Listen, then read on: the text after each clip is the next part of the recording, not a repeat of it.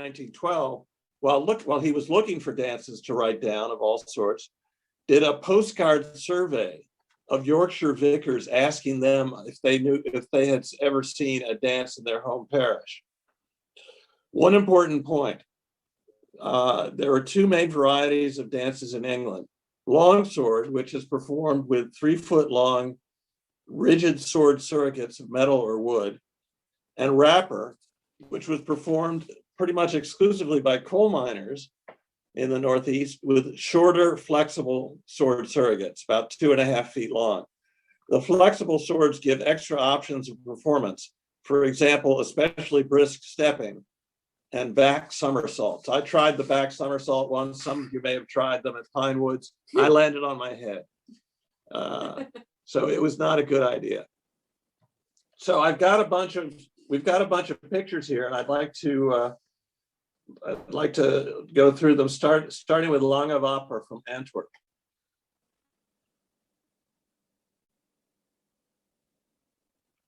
And there'll be some videos as well as still pictures. So this is Lange Wapper in Antwerp, which is started in the 50s and is a really great group that has done a lot for the international spread of sword dancing in Europe. So Paul, if you could.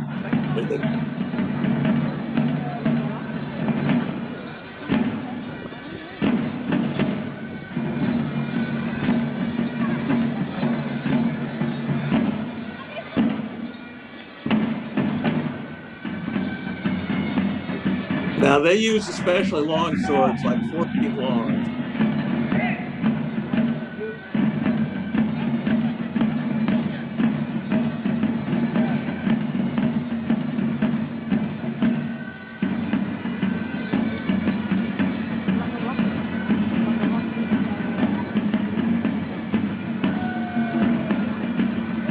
Their big holiday, their big sword dance day is the Sunday halfway through Lent.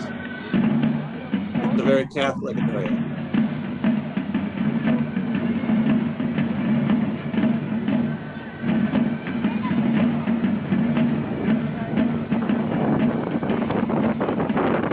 Okay, what he's doing is killing the fool, which is part of which they always can put a great deal into. Okay. Next is Bagnasco from the north of Italy. And Gladys, haven't you met them? Gladys, unmute, please, and tell us whether you've met Bagnasco.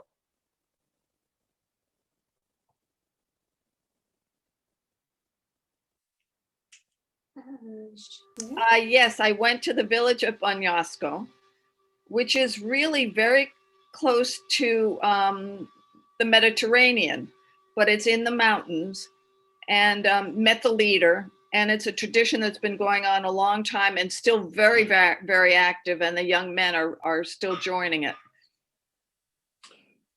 Yeah, in the north of Italy, there are several towns where they have traditional sword dances, and they all look kind of alike. In fact, it's all up in the northwest of Italy. Right.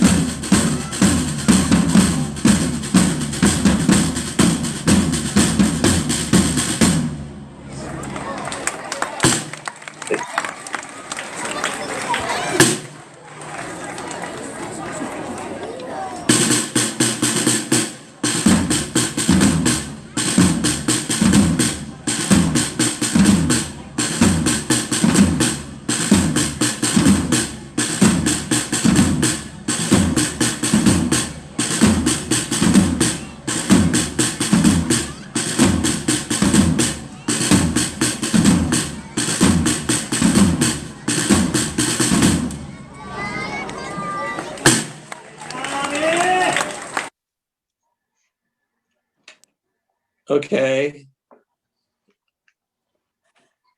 Next, we're going to have an English team. Paul, hello.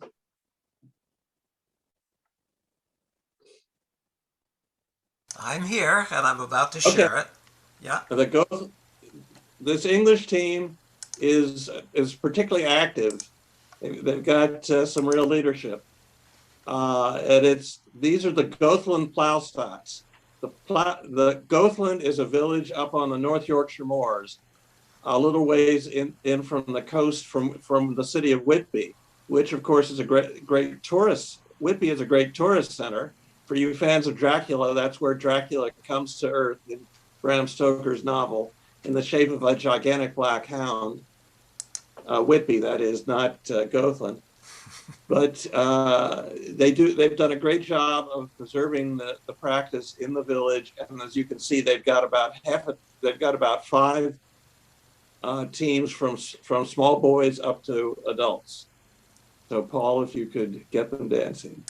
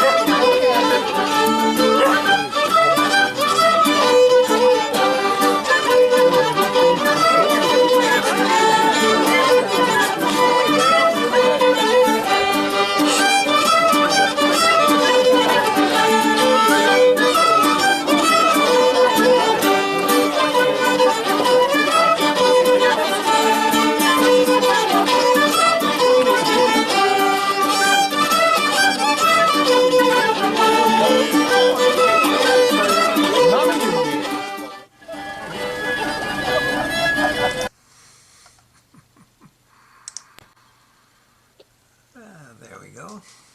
Okay, so that was Gothland. One of the interesting things particularly about Gothland, that's changed in recent decades, and Gothland is a great example, is that for many years, sword dance teams and traditional sword dance teams and traditional Morris dance teams in England really had kind of middle-class sponsorship. Who often were the face of the franchise, so to speak. But now what's happened is that the traditional dancers have come out and speak for themselves, which is a remarkable development. Gothland is particularly active in this way. But now we've got some rapper. And remember, rapper is Sharp called rapper short sword because the swords are typically around 2.5 feet, something like that. And they're flexible two-handled sword surrogates. Okay, Paul. Did you want to see this?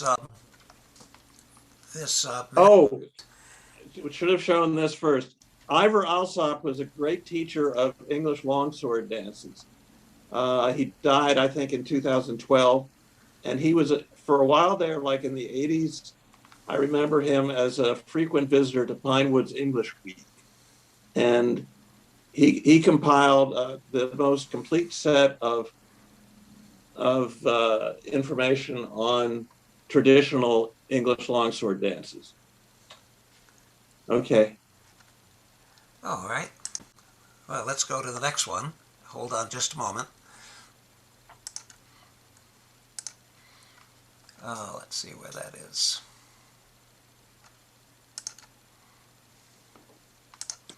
Okay, hold on just a second. I'll have that up in a minute.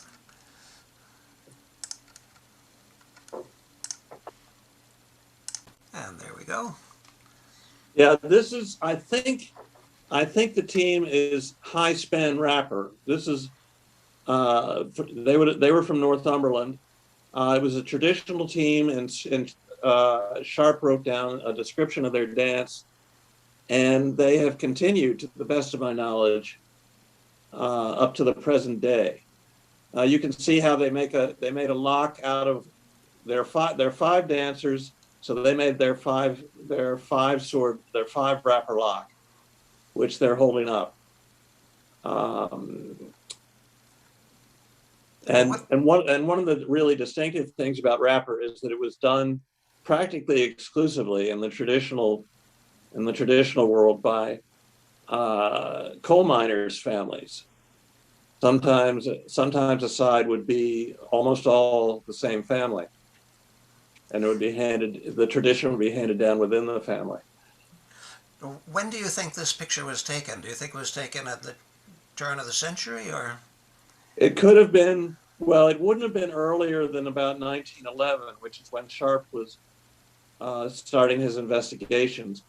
And the man with the fiddle looks like he's wearing, I'm not sure, but it looks like he's wearing a bowler hat, which would have been an older style. I would guess anywhere from about 1910 to 1925. Uh-huh. This is cutting it. Now, this is an English team. I'm sorry, I don't know their name. One of the distinctive things that they're about their costume is they're wearing what are called hoggers, which are the kind of the knee breeches worn by coal miners when they go out for a spree. So of course there aren't any coal miners left in England, but they still try to carry on the traditions. Is this where you landed on your head, Steve? No, I landed on my head at Pine Woods. Oh. I wasn't seriously hurt. Okay, here we have we have jumped away from Rapper, and we have moved to the 16th century. This Nuremberg, the German city of Nuremberg, was a great center was a much more important city in the 16th century than it is now. And it was a great center for sword dances. And they had these in their chronicles. They illustrated their chronicles with pictures of like Shrovetide celebrations, and that included sword dancing. Sword dance in Germany was traditionally done at Shrovetide season. In other places, like in Flanders, it was done at the Feast of the Assumption, and in Spain, it was done at Corpus Christi. But what you can see here, this is about 1600. I'm not sure which one this is from, which year. But what you can see in towards the upper left, is the dancers have made a kind of an interwoven platform, and two fencers have gotten up on the platform of swords and are actually doing a fencing demonstration. And this was well described. It was not a one-off. It was not unusual. It was very much a part of the show. And down in the front, in the rest of the piece, you can see the dancers holding in procession, holding Hilton Point, and upper right we've got drum and flute accompaniment. And this was done. The dances in Nuremberg and some other places in Germany were done by the members of the local Cutler's Guild, who produced things like cutlery, swords, weapons, all sorts of things. And this was their role.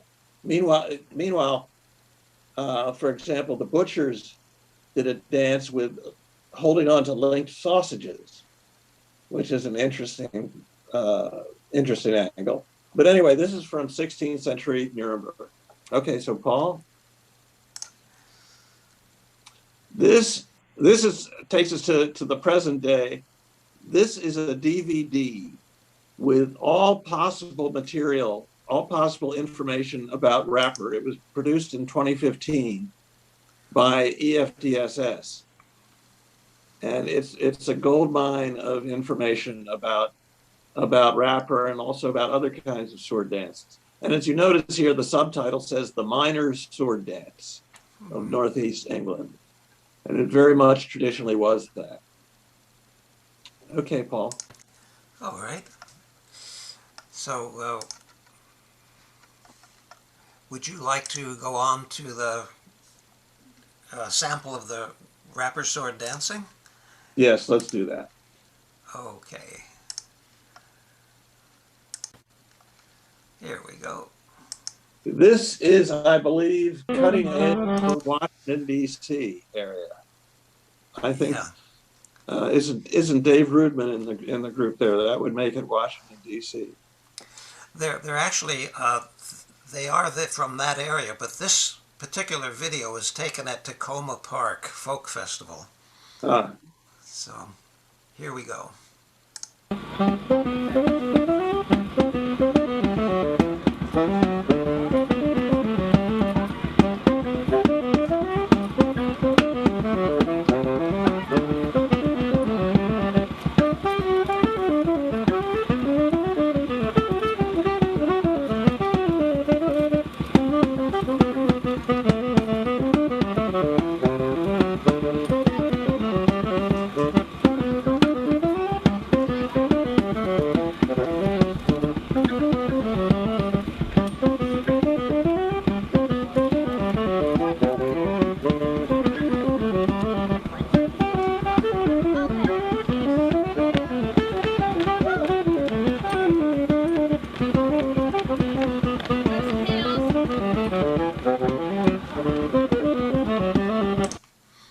Yeah, their stepping is one of the things that happened around 1900 in coal mining country in England is that clogging became a competitive sport.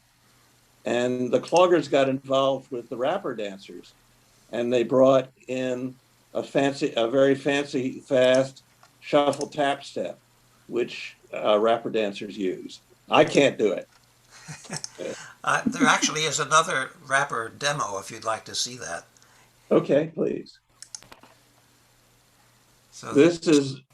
Yeah.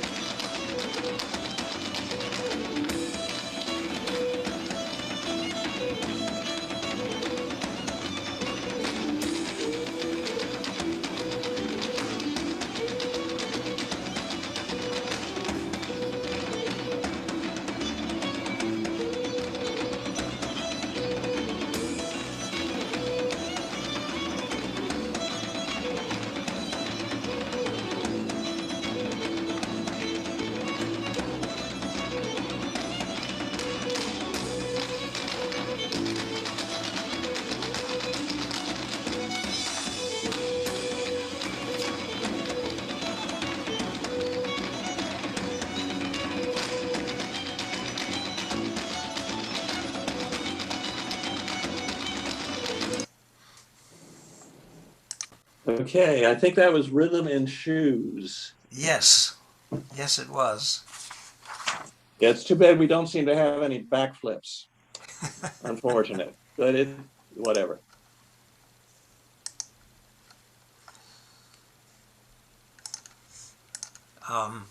Do you want to now see the Half Moon Sword? Yes, let's see Half Moon. Okay, is there anything you want to say about it before I start? Half Moon is, of course, New York, and they do a lot with fooling. This is what they call their foolish dance. We'll find out why.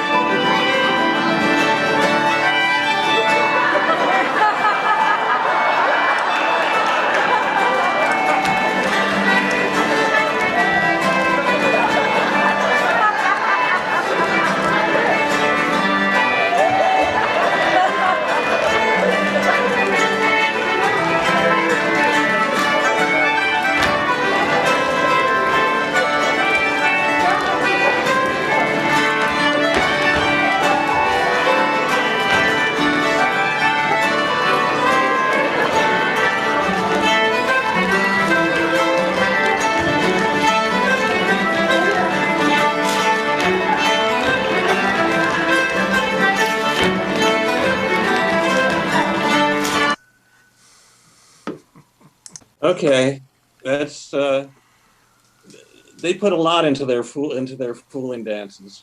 It's quite something. Okay, so I think that's all the wrapper we've got. So we're going back to what is the equivalent of longsword, what the English would call longsword dancing, and most other countries would just call sword dancing.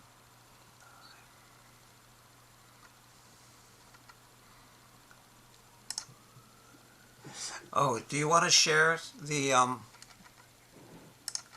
yeah, the Croatian? Yes, let's see the Croatian dances. Oh, okay. Well, these aren't videos, but we'll share the screen.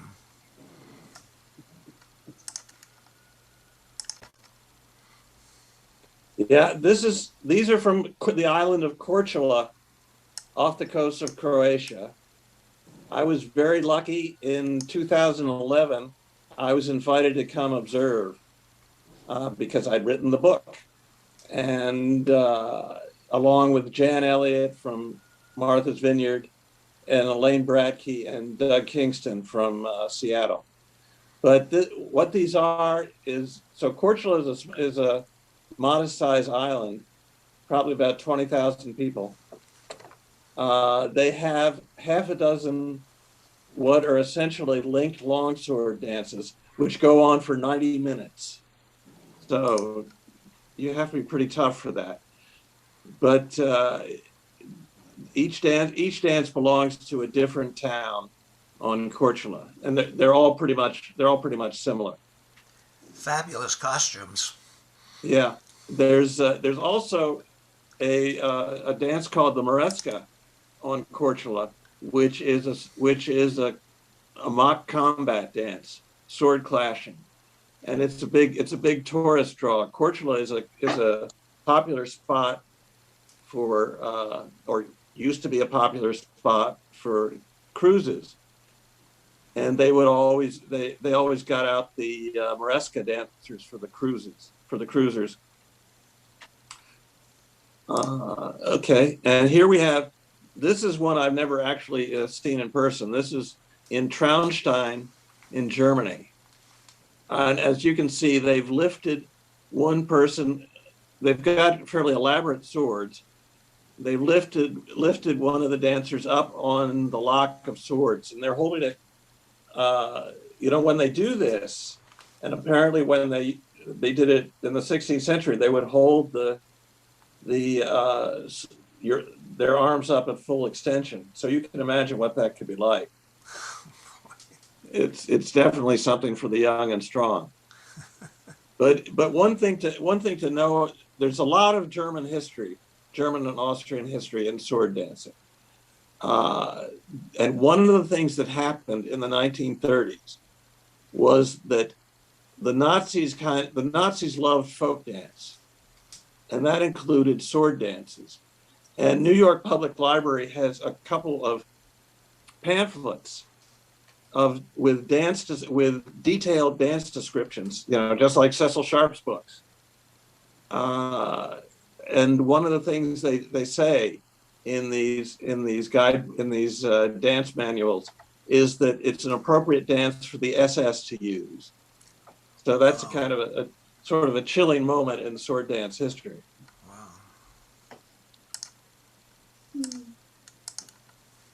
Okay, and this is now a couple of Basque teams. There's plenty of sword dances from the Basque country of Spain. Fairly elaborate and difficult. And this is one of them, and we've got a second one.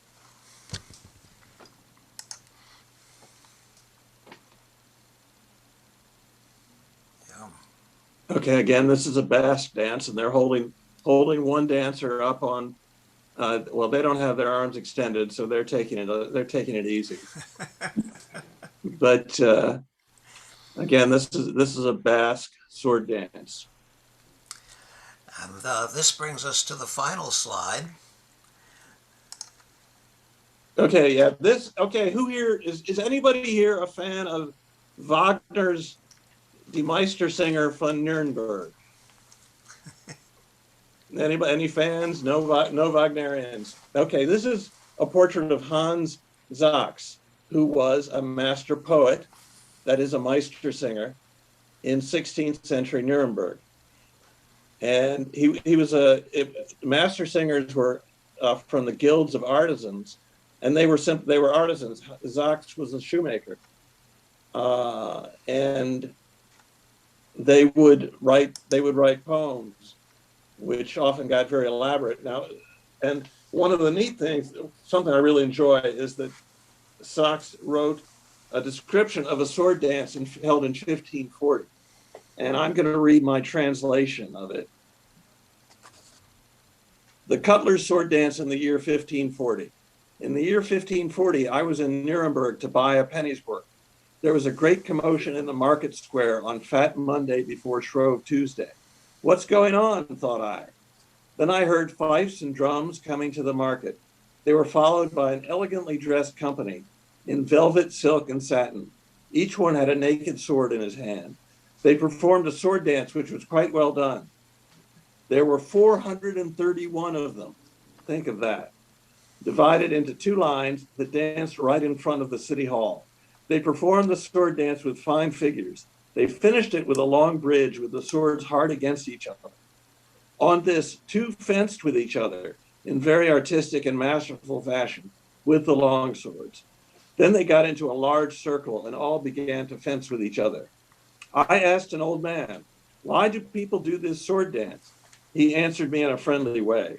The honorable craft of cutlers, masters and journeymen and their sons, and those who help in the craft as grinders and swordsmiths in this city. Also danced yesterday for honor before the houses of 7 gentlemen. They hold the dance every 7 years with the permission of the city council. I said, praise to the city of Nuremberg because its council is so kind and generous. From this, things certainly turn out well. Thus grows the common good.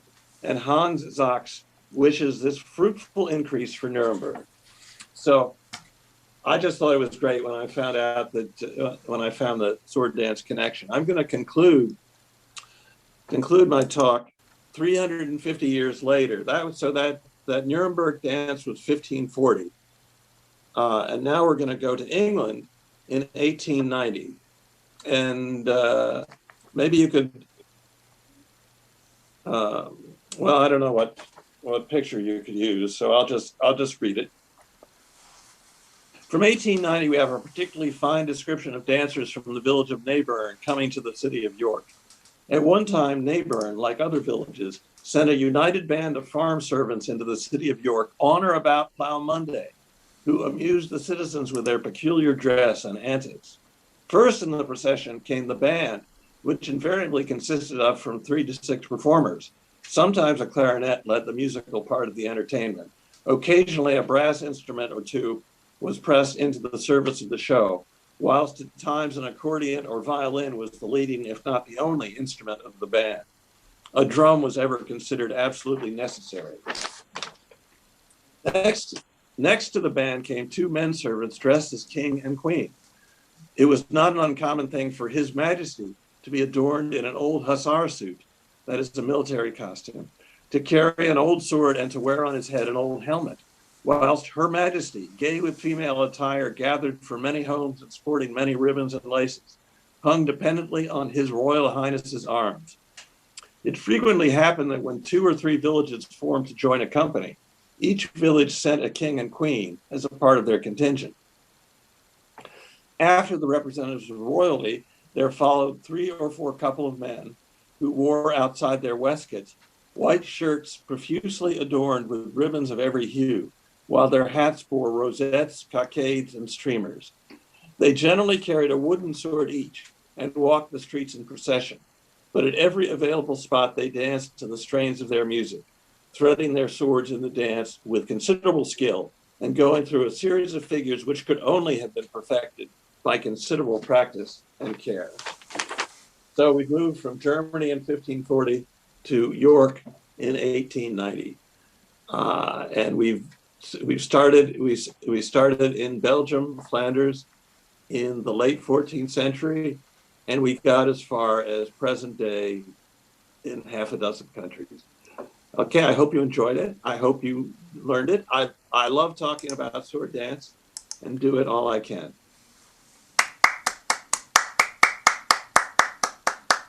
Thank you. Oh, by the way, one more thing. I'm wearing a special tie with designs of sword locks. My wife made this for me some years ago, and I always wear it whenever I have some dance reason. I wear it to the Westchester County Ball, for example, whenever I have a dance reason. But these, we've got about half a dozen locks for 8, for 6, for 3. Steve, thank you so much. Thank That you, was Steve. Thank you. fascinating. Thank you, Wow, Steve. that was really great. Wonderful. Yeah. I like Wagner. I like the Meistersinger. You're not alone. Okay, so but that's Hans Sachs is one of the main characters, and the poet who wrote that poem I translated.